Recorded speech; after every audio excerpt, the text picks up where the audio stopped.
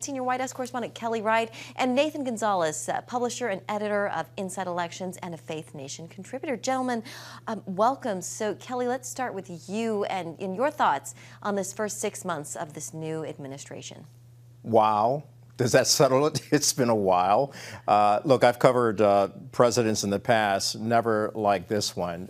President 47. President Trump has been extremely busy these first 6 months in office, and his White House is celebrating historic successes and wins. In fact, over the weekend, Harrison Fields, who is the deputy press secretary, went on to state this publicly, that the president has delivered the most insightful and historical, significant presidency in the first 6 months. A lot of people would attest to that. And for me, as a member of the White House press corps, you have to keep your head on a swivel because this president is very active. He has a robust schedule. He continues to defy the odds and expectations that people may have had watching this. But it's historical to sit back and watch this and to be actively engaged in reporting on the developments out of this Trump White House. Yeah, it is like drinking from a fire hydrant. We say that all the time. Nathan, you know, we scratched the surface a little bit with some of the bigger moments, some of the challenges, some of the big wins for the administration. How would you characterize these first 6 months? I think this second Trump term, I think they've been very aggressive. And I think that they've been aggressive on multiple levels or in multiple arenas. I think they have dramatically tried to expand the power of the executive branch, whether it is contrary to the legislative branch or the court system. And I think that it's been a little bit rocky. I've been interested in the relationship between President Trump as a deal maker against even Republicans in Congress who are trying to hold to some conservative standards or some ideological standards. There's been some clashes there, but I think aggressive is the best word. Yeah, Nathan, the polls, they're painting a little bit of a complicated picture.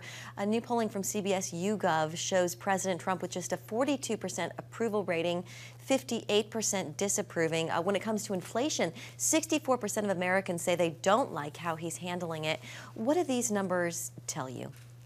That poll is actually a little bit more pessimistic than the overall national polling average, but still a majority of Americans disapprove than approve of the job the president is doing. I think that is in contrast to the confidence that the administration has shown coming out of the 2024 election, finishing ahead in the national popular vote and saying that they have a mandate.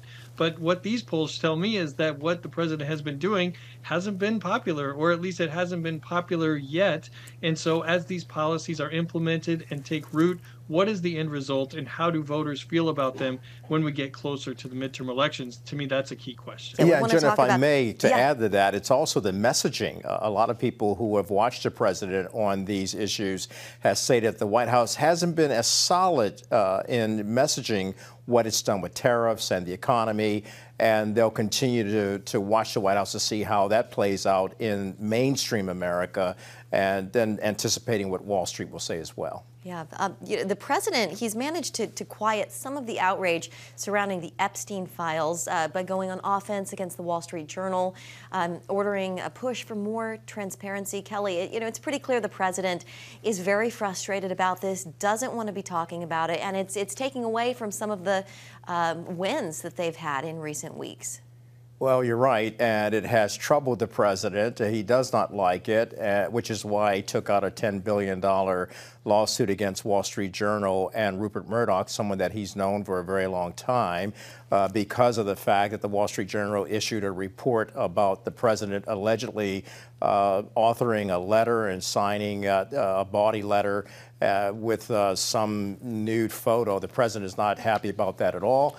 The president would like to get beyond this, and that is what he's trying to do in getting the transparency up and running. But will it appeal to his base, which has been divided over this issue? Marjorie Taylor Greene still on the attack, saying the president should not dangle red meat in front of his supporters because they will grow to a point that they become dissatisfied with him. Yeah, we should mention the Wall Street Journal. The White House removed the Wall Street Journal from its press pool for its upcoming weekend trip to Scotland in retaliation for that report that it put out.